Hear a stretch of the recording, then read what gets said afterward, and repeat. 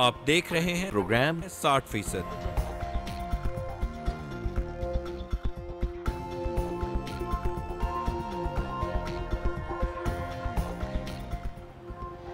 तवानाई बहरान के खात्मे के लिए नौजवान सरगर्मे अमल। यूथ पार्लियामेंट की जानिब से हैदराबाद में किया गया तीसरी यूथ तवानाई कॉन्फ्रेंस का इनेकाद।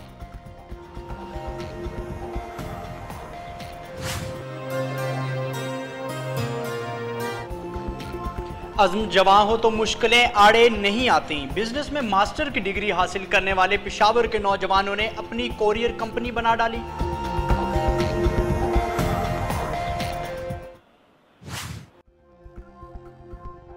वफाकी उर्दू यूनिवर्सिटी के तलबा ने यूनिवर्सिटी इंतजामिया के बगैर अपनी मदद आप के तहत समर स्पोर्ट्स गाला की तकरीबें तकसीम इनामात मुनक्किद कर ली।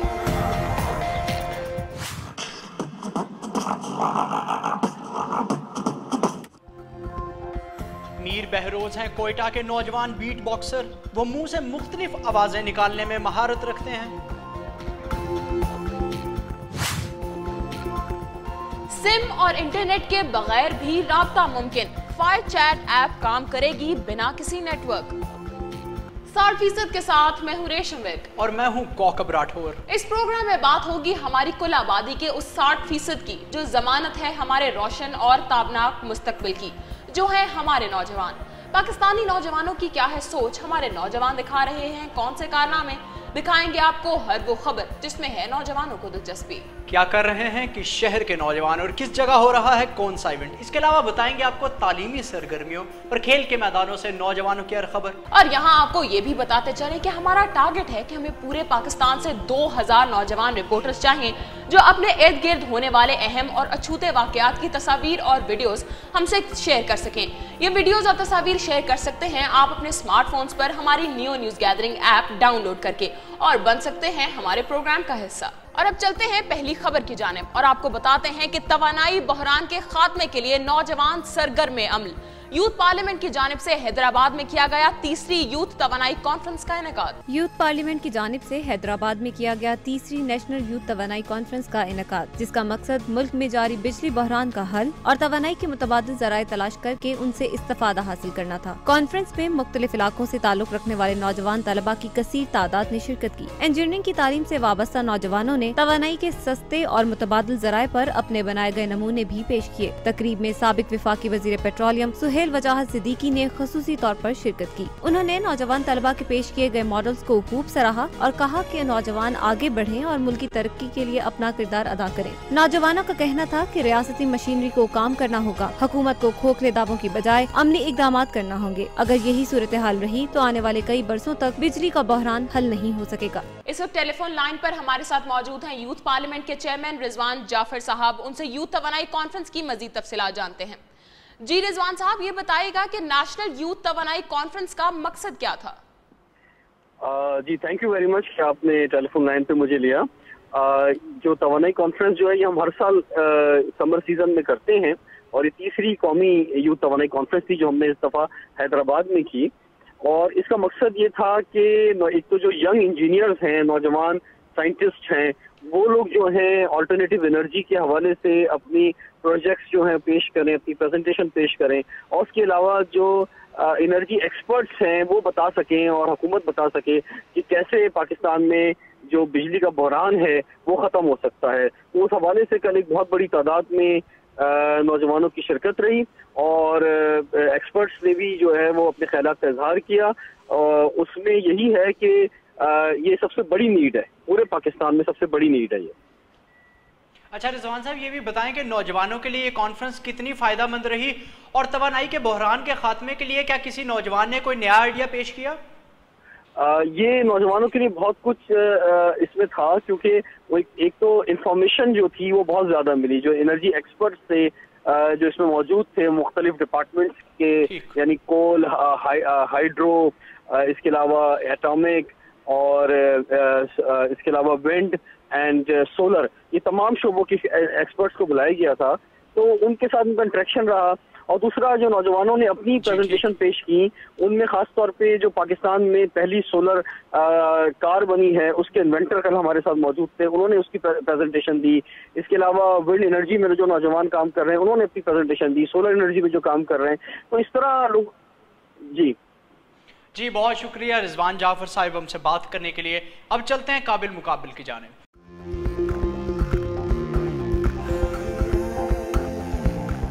और अब आपको बताते हैं कि अज़्म जवां हो तो मुश्किलें आड़े नहीं आती। बिजनेस में मास्टर की डिग्री हासिल करने के बाद पेशावर के नौजवानों ने अपनी कोरियर कंपनी बना डाली। आइए देखते हैं ये रिपोर्ट।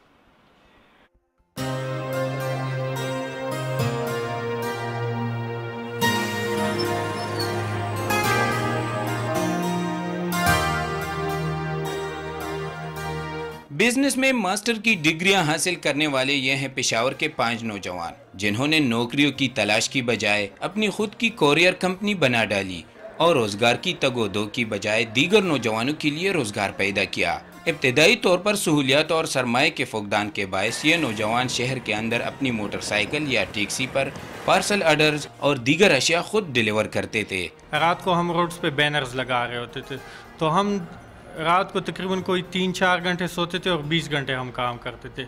लेकिन माशाल्लाह वो 20 घंटे काम करने की वजह से अब हमारे साथ 20-40 लड़के काम कर रहे हैं।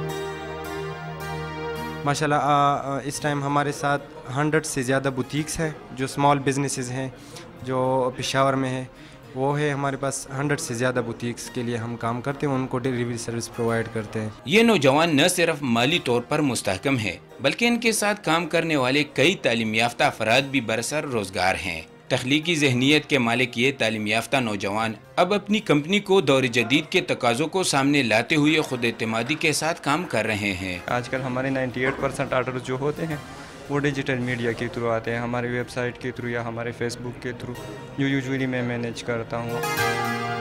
मेरा तालीम FA और कोई जगह पे मुझे जॉब नहीं मिल रहा था और यहाँ पे जॉब भी मिला है, मैं खुश भी हूँ और मेरी सैलरी भी अच्छी है। नौजवानों को शुरू में कई एक मुश्किलात दरपेश आए, लेकिन जज्बे, हिम्मत और लगन की वजह से इनकी राह में कभी रुकावट नहीं बनी। यही वजह है कि ये 5 दोस्त कामयाबी से अपने रोजगार को आगे लेकर बढ़ रहे हैं। पेशावर के नौजवानों ने न सिर्फ अपने लिए रोजगार तलाश किया बल्कि दूसरों के लिए भी मुलाजमत के मौके फराहम करके बेरोजगारी को कम करने में अपना हिस्सा डाल रहे हैं। प्रोग्राम 60% के लिए अब्दुल कयूम आफरीदी, न्यू टीवी, पेशावर। कौकब, जहां हम ये सुनते हैं कि जॉब्स नहीं है, कोई अपॉर्चुनिटीज नहीं है नौजवानों के पास, उन्होंने अपनी डिग्री पूरी कर ली लेकिन घर बैठे हुए हैं, वहीं पर अगर ये सेल्फ एम्प्लॉयमेंट और इन बच्चों को देखें जिन्होंने MBA की डिग्रीज हासिल की हैं और वो खुद से उन्होंने बिजनेस शुरू कर लिया और अब वो दूसरों को भी रोजगार दे सकते हैं, तो मेरे ख्याल से जगह जगह अपनी CVs ड्रॉप करके घर फ्री बैठने की बजाय बेहतर है कि हम कोई ऐसे आइडिया के साथ आएँ कि हम अपना वो टाइम अच्छे तरीके से अवेल कर सकें, उससे मुल्क को भी फायदा हो और दूसरे लोगों को भी फायदा हो और इंस्पिरेशन भी मिले। और जैसे उन्होंने अपनी रूटीन बताई थी, कितना डेडिकेटेड है उनका ये काम कि वो थोड़ी देर सोते हैं और पूरी प्लानिंग के साथ उन्होंने अपना इतना अच्छा बिजनेस जो है फ्लोरिश किया हुआ है। और इस कदर बेहतरीन बिजनेस, कोरियर का पाकिस्तान में बिजनेस बहुत ज़्यादा है और किस कदर बेहतरीन तरीके से उन्होंने इसको मैनेज किया एक टीम वर्क से। और बिल्कुल ठीक बात आपने रेशम की, इससे बेहतर है कि हम CVs लेकर लोगों के ऑफिस में जाएं, हम अपने आइडियाज़ जनरेट करें और उसके बाद हम थोड़े से बजट के साथ अपना एक बिजनेस स्टार्ट कर सकते हैं। बिल्कुल। और अब खबरों के सिलसिले को आगे बढ़ाते हैं और आपको बताते हैं कि वफाकी उर्दू यूनिवर्सिटी इस्लामाबाद कैंपस में तलबा की जानिब से समर स्पोर्ट्स गाला की तकरीबे तकसीम इनामात, जामिया की जानिब से खेलों की सरगर्मियां मुनक्किद ना करवाने पर तलबा यूनिवर्सिटी इंतजामिया के खिलाफ फट पड़े। देखते हैं इस्लामाबाद से शाकिर अब्बासी की रिपोर्ट। वफाकी उर्दू यूनिवर्सिटी इस्लामाबाद में तलबा की जानिब से अपनी मदद आप के तहत समर स्पोर्ट्स फेस्टिवल का इनेकाद किया गया, जिसकी तकरीब तकसीम इनामात कैंपस ऑडिटोरियम में मुनक्कद की गई। रुकने कौमी असम्बली गुलाम सरवर खान और incharge Islamabad campus doctor Salman D Mohammad ने जीतने वाले तलबा में ट्रॉफियां और सर्टिफिकेट तकसीम किए। तलबा और तलबात का कहना था कि यूनिवर्सिटी इंतजामिया की जानिब से खेलों की सरगर्मियां मुनक्कद न करवाने पर खुद ही स्पोर्ट फेस्टिवल का इनेकाद किया ताकि नौजवानों को तालीम के साथ मस्बत तफरीह का मौका दिया जाए। जब से यहाँ आए हैं तो हमने तो इधर स्पोर्ट्स नाम का कुछ सुना ही नहीं है कि इस यूनिवर्सिटी में भी स्पोर्ट्स होती हैं। दूसरा ये कि लड़के आपस में इस तरह के इवेंट्स ऑर्गेनाइज करते हैं और इंशाल्लाह उम्मीद है कि आगे भी इस तरह के ऑर्गेनाइज होंगे। रिसेंटली भी एक इवेंट हो रहा है, वो भी स्टूडेंट्स खुद ऑर्गेनाइज करा रहे हैं। टीचर्स इसमें इतना इन्वॉल्व नहीं होते या फैकल्टी इतना ज़्यादा सपोर्ट नहीं करती हमें। मिल के जो इवेंट ऑर्गेनाइज करा है ताकि हमारी यूनिवर्सिटी को थोड़ा फील हो सके कि मिल के आपने स्टूडेंट को करेज करना है, उसको आप लेकर आएंगे, आगे लेकर आएंगे, तभी वो अपनी आउटपुट शो करेगा। उम्मीद है कि अब यूनिवर्सिटी भी हमारे लिए कुछ करेगी जब हमने यूनिवर्सिटी के लिए। हमारी यूनिवर्सिटी वाले लड़के हैं ये खुद सपोर्ट करते हैं हमें कि आगे आप सपोर्ट करें, आप आगे आएँ और उर्दू यूनिवर्सिटी का कोई भी डिपार्टमेंट या हेड डिपार्टमेंट या ऑफिसर कोई भी बड़े ओहदे पे है वो बिल्कुल हमें वो सपोर्ट नहीं करता। वफाकी उर्दू यूनिवर्सिटी इस्लामाबाद कैंपस के incharge doctor Salman D Mohammad ने यूनिवर्सिटी इंतजामिया की जानिब से खेलों की सरगर्मियों में अदम दिलचस्पी को मुजरमाना गफलत करार देते हुए मुस्तकबिल में बेहतरी की उम्मीद का यकीन दिलाया। हम जो है स्पोर्ट्स की मद में भी जो है स्टूडेंट से जो है वो पैसे वसूल करते हैं, लेकिन उसके अगेंस्ट जो है वो हम सरगर्मियाँ नहीं करते, जो एक यकीनन मुजरिमाना गफलत थी और है और इसका हमें शिद्दत से एहसास है। इसके बाद हमने ये किया कि स्टूडेंट अफेयर्स की एक कमेटी बना दी और उसकी हमने ये ज़िम्मेदारी उन्हें दी कि वो जो है इस किस्म की एक्टिविटीज़ को जो है यूनिवर्सिटी में शुरू करें। तालीम, खेल और नौजवान लाज़िम व मलज़ूम हैं। यूनिवर्सिटी इंतजामिया का एतराफ़ जुर्म और इस्लाह अहवाल के ज़बानी दावे अपनी जगह, मगर वफाकी उर्दू यूनिवर्सिटी इस्लामाबाद कैंपस की इंतजामिया को यहाँ ज़ेर तालीम 5000 से ज़ायद तलबा तलबात के लिए तालीम के साथ खेलों की सरगर्मियाँ बहाल करने के लिए अमली इक़दाम करना होंगे। इस वक्त टेलीफोन लाइन पर मौजूद हैं इस्लामाबाद से हमारे नुमाइंदे शाकिर अब्बासी, उनसे मजीद तफसीलात जानते हैं। जी शाकिर साहब, ये बताइएगा कि समर स्पोर्ट्स गाला का इनेकाद किसने किया? जी बिल्कुल, ये बड़ी एक हैरानगी की बात है। इस वक्त इस्लामाबाद की तकरीबन जितनी भी निजी यूनिवर्सिटीज़ हैं या सरकारी है, वहाँ पूरा एक मेला लगा रहा है। पूरा ये जो मार्च और अप्रैल और फिर मई का महीना था कि हर यूनिवर्सिटी का जो स्पोर्ट्स डिपार्टमेंट था उन्होंने खुद ये ऑर्गेनाइज किया। लेकिन ये वाहिद यूनिवर्सिटी है वफाकी उर्दू यूनिवर्सिटी इस्लामाबाद कैंपस, जिसके अंदर जो यूनिवर्सिटी इंतजामिया की जानिब से इस तरह का कोई इवेंट नहीं है। जिसके बाद जब यूनिवर्सिटी के तलबा ने ये देखा, देखें नौजवानों को आप खेलों से दूर नहीं रख सकते, तो उन्होंने फिर जब देखा कि अपने तौर पे 3-4 स्टूडेंट्स ने मिलके एक कैंपेन चलाई, लोगों को एंगेज किया और फिर उन्होंने अपने तौर पर ही इंडोर एक्टिविटीज के लिए उन्होंने जो है यूनिवर्सिटी का ऑडिटोरियम यूज किया, जबकि आउटडोर एक्टिविटीज इस्लामाबाद के मुख्तलिफ मैदानों में उन्होंने ऑर्गेनाइज किया। ओवरऑल रिस्पॉन्स कैसा था, कैसा लगा बाकी स्टूडेंट्स को और यूनिवर्सिटी इंतजामिया ने इस पे क्या रद्द-ए-अमल दिया? जी बिल्कुल, जब स्टूडेंट्स से हमारी बात हुई, जो आप इस रिपोर्ट में भी आपने देखा कि स्टूडेंट्स ने जो है वो तंग आमद बजंग आमद वाले स्टाइल में जाके खुद ही, जब यूनिवर्सिटी ने उन्होंने देखा कि 3-4 साल से कोई स्पोर्ट्स एक्टिविटी नहीं हो रही, तो फिर उन्होंने खुद ये इनिशिएट किया। अच्छा शाकिर साहब, यूनिवर्सिटी इंतजामिया और तलबा की ऑर्गेनाइजेशन कमेटी के दरमियान कोई तनाज़ा तो नहीं?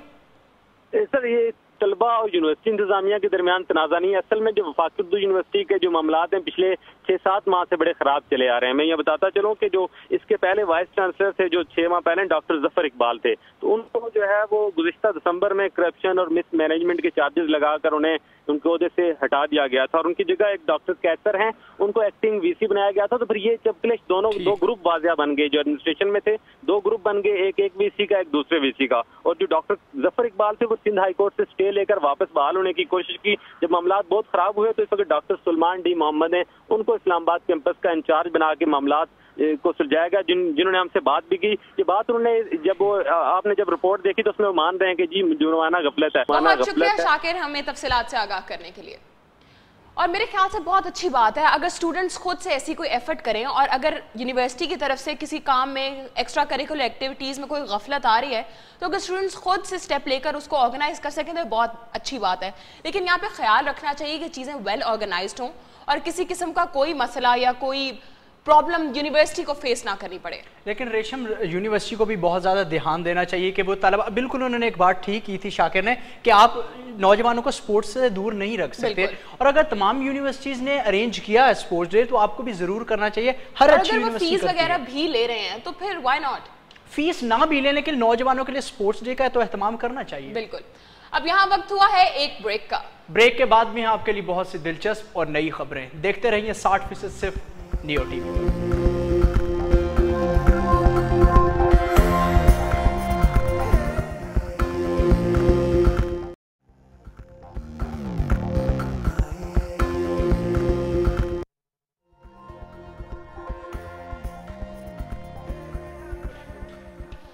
Welcome back. और अब दिखाते हैं एक सर्वे जो किया हमने मुख्तलिफ शहरों के नौजवानों से।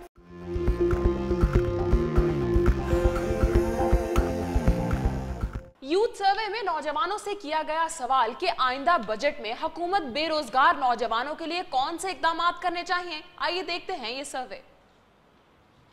बेसिकली ये कि हमारे यहाँ पे पॉपुलेशन बहुत ज़्यादा है और इसके लिए प्रॉबेबली इंडस्ट्रीज़ वगैरह भी लगानी चाहिए, लेकिन करियर काउंसलिंग वगैरह होनी चाहिए और एंटरप्रेन्योर्स होने चाहिए। जॉब्स प्रोवाइड करें, अपॉर्चुनिटीज़ दें यंगस्टर्स को, ताकि जो है जो घूम रहे फिर रहे हैं वो जाहिर बात है जब जॉब उनको मिलेगी तो नहीं घूमेंगे। गवर्नमेंट को ये चाहिए कि गवर्नमेंट लिहाजा खुदारा जो आवाम है काबिल उनकी तरफ भी देखें।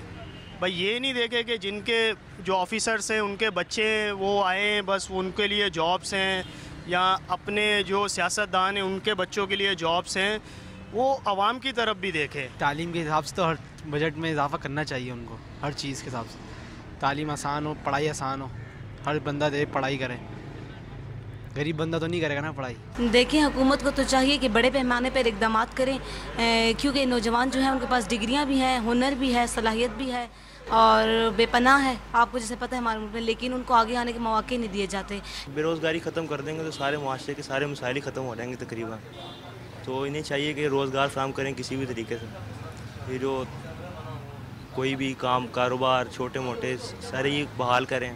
कौकब, हमारी कुल आबादी का 60% है हमारे नौजवान, और अगर वो बेरोजगार रहेंगे तो मुल्क तरक्की की राह पर कैसे जाएगा। और मेरे ख्याल से हुकूमत को भी कोई ऐसा लाएअमल तैयार करना चाहिए कि जो नौजवान बेरोजगार हैं उनके लिए रोजगार के मौके फराहम किए जा सके।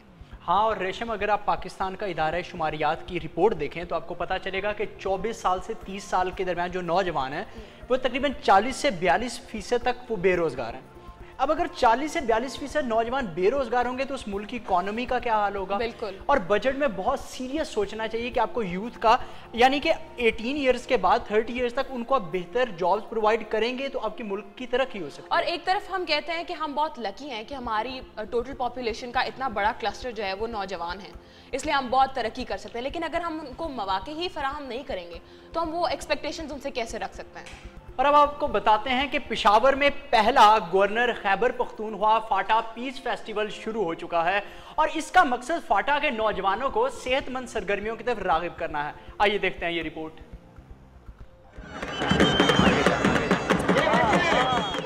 पेशावर के कयूम स्पोर्ट्स कॉम्प्लेक्स में किया गया पहले गवर्नर खैबर पख्तूनख्वा फाटा पीस फेस्टिवल का इनेकाद। इवेंट का इफ्तिताह एडिशनल चीफ सेक्रेटरी फाटा मोहम्मद असलम कम्बो ने किया। इस स्पोर्ट्स मेले में फाटा की 7 एजेंसियों और 6 फ्रंटियर रीजन्स के 973 खिलाड़ी हिस्सा लेंगे।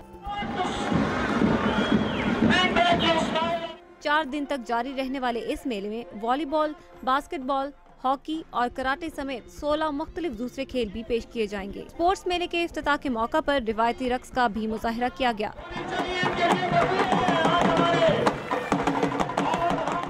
नौजवान तलबा का कहना है कि तदरीसी सरगर्मियों के साथ साथ गैर निसाबी सरगर्मियाँ भी बहुत ज़रूरी हैं। चुनके खिलाड़ी को अमन का सफ़ीर कहा जाता है और ये एक मशहूर कहावत है, जिन लोगों की मैदान आबाद होते हैं उनके अस्पताल वीराना होते हैं।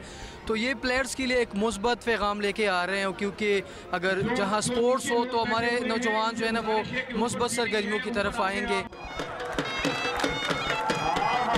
बात हो जाए टेक्नोलॉजी की, सिम और इंटरनेट के बगैर भी राब्ता मुमकिन। फायर चैट ऐप काम करेगी बिना किसी नेटवर्क। आइए देखते हैं ये रिपोर्ट। स्मार्टफोन की एक नई ऐप ने कर दिया है हैरान। फायर चैट नामी ऐप के जरिए स्मार्टफोन पर मैसेजेस भेजे और वसूल किए जा सकते हैं। इस ऐप की है खास बात कि मैसेजिंग के लिए नहीं है जरूरत वाईफाई नेटवर्क और सेल फोन सर्विस की। ये अपना नेटवर्क खुद बनाता है और इस्तेमाल करता है फोन का नेटवर्किंग सिस्टम। इस ऐप को इस्तेमाल करने के लिए जरूरी है कि पहला फोन आपसे हो 100 फुट के फासले पर। इस तरह ये बनाता है अपना नेटवर्क, लेकिन शर्त ये है कि तमाम स्मार्टफोन्स पर चल रही हो फायर चैट ऐप। फोन में मौजूद वाईफाई और ब्लूटूथ फायर चैट ऐप को चलाने के काम आते हैं। गुज़िश्ता साल हांगकांग में 5000 मुजाहिरीन ने इसका इस्तेमाल करके एक दूसरे से राब्ता रखा, क्योंकि हुकूमत ने वाईफाई और मोबाइल फोन सर्विस कर रखी थी बंद। इस तरह ये सर्विस एक ग्रुप वहाँ इस्तेमाल कर सकता है जहाँ किसी किस्म के सिग्नल नहीं होते। कॉकअप टेक्नोलॉजी में एडवांसमेंट की तो कोई हद नहीं है और ये बहुत अच्छी चीज़ है जहाँ पर राब्ता मुमकिन नहीं है। बहुत सारे ऐसे इलाके हैं जहाँ पर अभी हमारे टेलीकम्युनिकेशन सिग्नल्स वगैरह नहीं आते, वहाँ पे हम ये यूज़ करके राब्ता बहाल रख सकते हैं। लेकिन मेरे ख्याल से इसकी कंडीशन है, एक सर्टेन डिस्टेंस है जिसके अंदर ये काम कर सकता है। हाँ बिल्कुल, अगर आपके पास वाईफाई नहीं है, इंटरनेट अवेलेबल नहीं है, आपके पास सिम भी अवेलेबल नहीं है और फायर चैट अगर इस आपके राबित करा सकता है तो ये बहुत बेहतर चीज़ है। बिल्कुल। और अब चलते हैं जोहरे वतन की जानिब।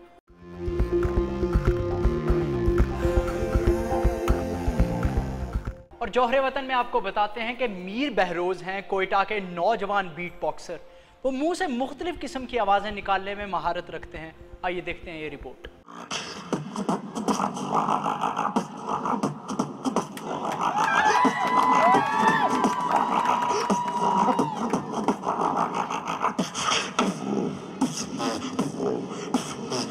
गले से साउंड प्रोड्यूस करना कोई मामूली बात नहीं, और साउंड प्रोड्यूस करने के बाद उन्हीं आवाजों से म्यूजिक बीट बनाना, इसे कहते हैं बीट बॉक्स। कोयटा शहर के रिहायशी बहरोज, उम्र 16 साल, लेकिन टैलेंट का जीता जागता सबूत। बहरोज 10th क्लास का स्टूडेंट है, लेकिन म्यूजिक से पागलपन की हद तक लगाव है।